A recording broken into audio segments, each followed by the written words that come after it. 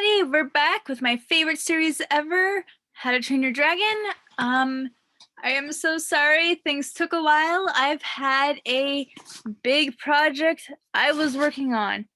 A big project which, honestly, to do right, probably would have taken a couple more months, but we got it done.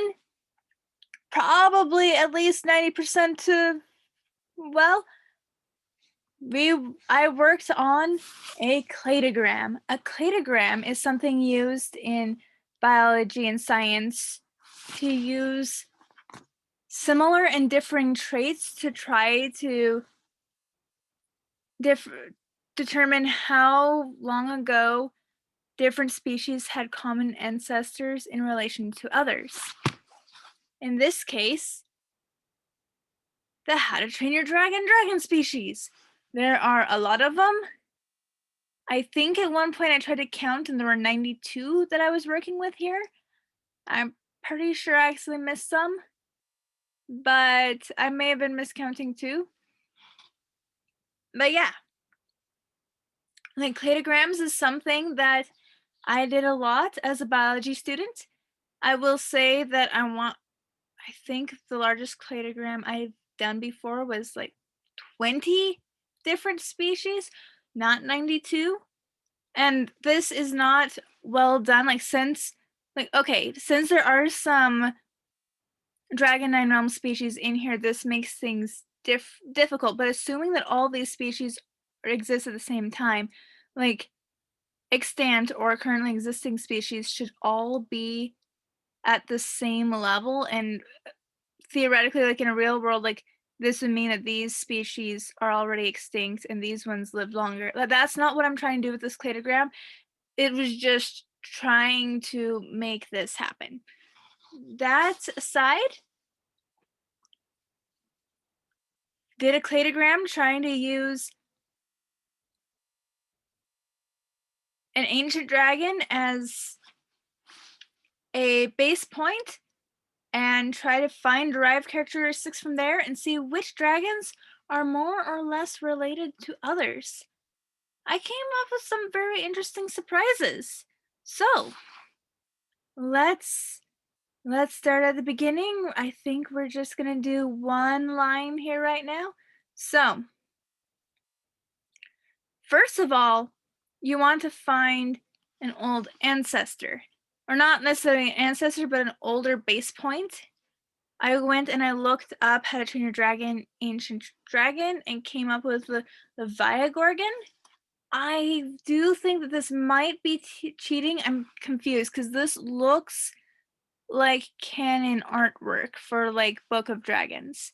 So this dragon could be canon as far as the series and TV shows. It might be a dragon from the books though. So if so, I'm sorry. This is the one that came up as ancient, and apparently it was around at the time of the dinosaurs. So this will be our base point. This is a title class dragon, a very big title class dragon. It has, okay, I have tiny little things.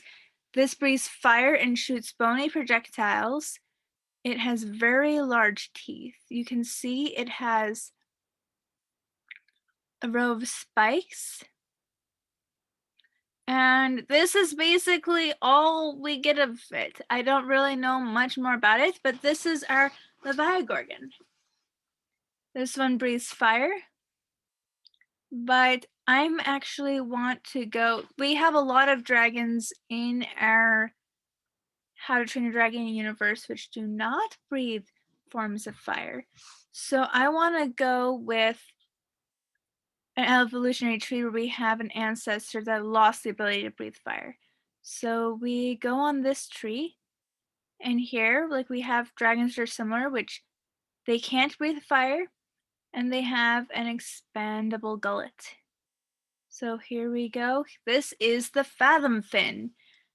Once again, this is one that I wasn't really aware of, but it is in the wiki for title class dragons. The only really clear depiction I had of it was a fan drawing, so once again, I'm but a little iffy on it, but it has similarities to our Leviagorgon, so it definitely would be similar.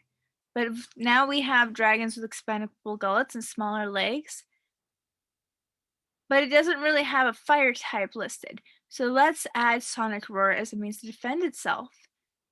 This leads us to our Thunder Drum, which is a dragon which is actually well known in the universe. So it has a longer tail and stuff. It's got our spines. It has similarities to our other dragons, but it is very much its own species. Now, its legs are so small, let's just assume that we have our Thunder Drum. It lost its legs, and pleomorphic traits are traits which past ancestors have, which future species then regain through evolution, and like genes can be locked and unlocked, and if the previously locked genes were unlocked again, we can regain fire. So now we have our Whispering Death, which was not something I expected in the title class, because with title class dragons, because this is a boulder class dragon. This is your warning now. Throw all class designations out the window. We are looking at them via possible evolutionary trees, not from the traits they have currently. So those are two similar but two different ways of categorizing. We have a new categorization. So that is our expandable gullet line. Now let's go with a dragon similar to our Leviagorgon, but a shorter neck. We have a Summer Ripper. It shoots projectile blasts as well. It has a different sort of spines down its back, but it is very much a tidal class dragon, and it uses tidal waves. Now we're going to go into dragons with smaller size. So some of them have electrical pulses, so we'll go to our Shockjaw.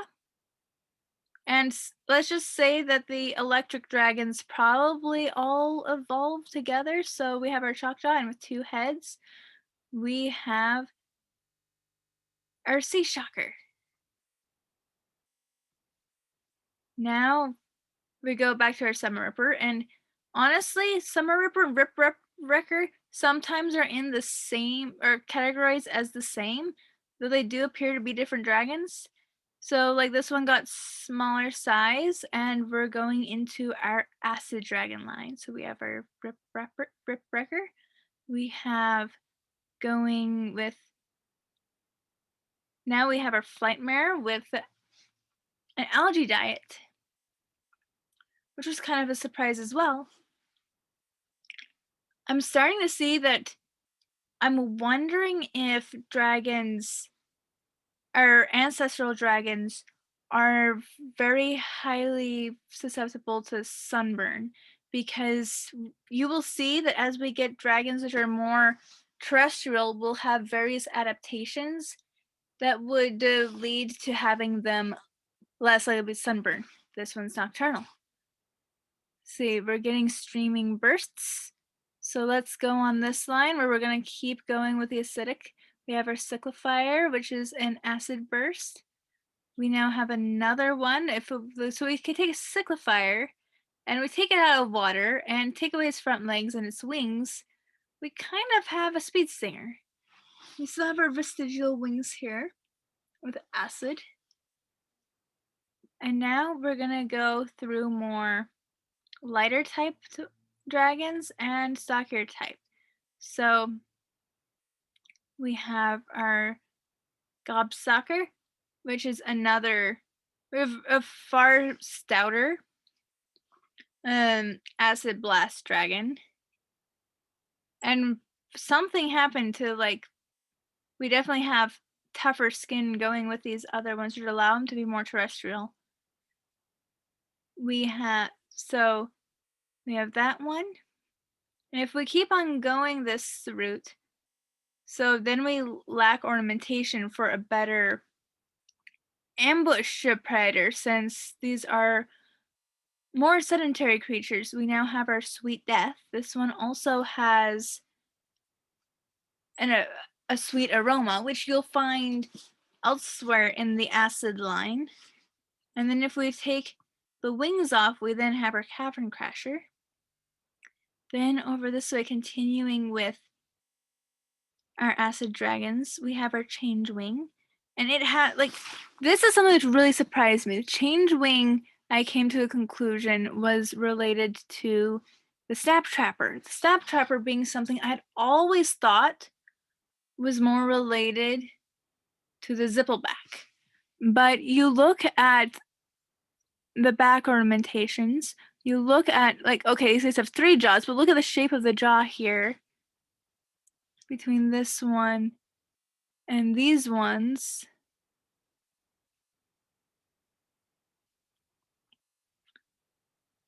Like, if you look at their, and these both have acid breaths, when zipplebacks have the ignition and the gas. So this is something which definitely more research on all of this, obviously, but I'm like, okay, this is where I put the sap trapper. We probably would need a team of people looking at this to try to figure out how to do this most parsimoniously. But yeah, maybe the sap trapper actually goes to the zippleback. Maybe it goes somewhere else. I don't know. The fact that we have multiple heads arising in multiple areas is kind of confusing for me. But if we keep on going here, we now have even lighter, more serpentine bodies. And so far we've had acid breath. Now we're going to be more like kind of boiling, not boiling down, but solidifying the poison, the acid breath. So this one would go down to poison. We make our breath thicker to almost amber-like. So we have our slither wing, our slither song, and then if we make the slither song's breath even more thicker, so it instantly dries into amber, we have our death song. Say that 3 times fast. Slither wing, slither song, death song. So we have our acid dragons.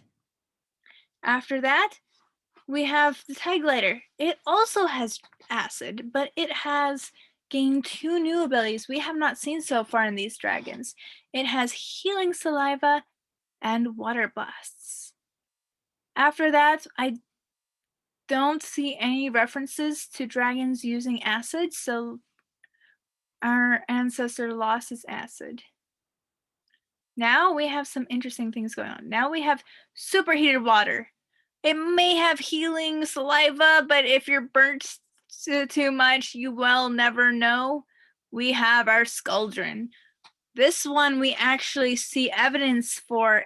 If it's set out of water too much, it sunburns, which helps go back to our theory that maybe the ancestral dragons are bad at coping with sun, and we have all sorts of different adaptations to try to deal with living in the sun. But yeah, this one has water bursts. Maybe if you take a scaldron of water and cool it down, it might have healing properties. I don't know if anybody's tested it out. This is something I'm very curious about. If anybody has a scaldron, please keep some of its water. I would love to know what it would do. But yeah, we have superheated water, but very susceptible to heat. After that, though, we now have blast cooling, which allows them to have terrestrial lifestyles. So they seem to be able to handle sun better. They also there seems to be a coinciding between having super cooled blasts and being able to live well in cold temperatures, which you will see going here, because there will be some which will have lost the blast cooling here. But cold tolerance, we have our prickle boggle. I probably messed that up. We have, like, it has freezing blasts. Plus, it still has the ability to heal. I probably should have put in it lost. They lose ability to heal going on, but we're getting to the point where we're gonna get colder as we go on, and we're gonna have frostbite going on. So kind of the opposite of how the Scaldron loses healing abilities, you know. So we have our Bewilder Beast, which now it's able to instantly cool moving liquid as soon as it stops, because things when they're moving, they will have enough kinetic energy to stop them from freezing, and once they stop, they can instantly flash freeze.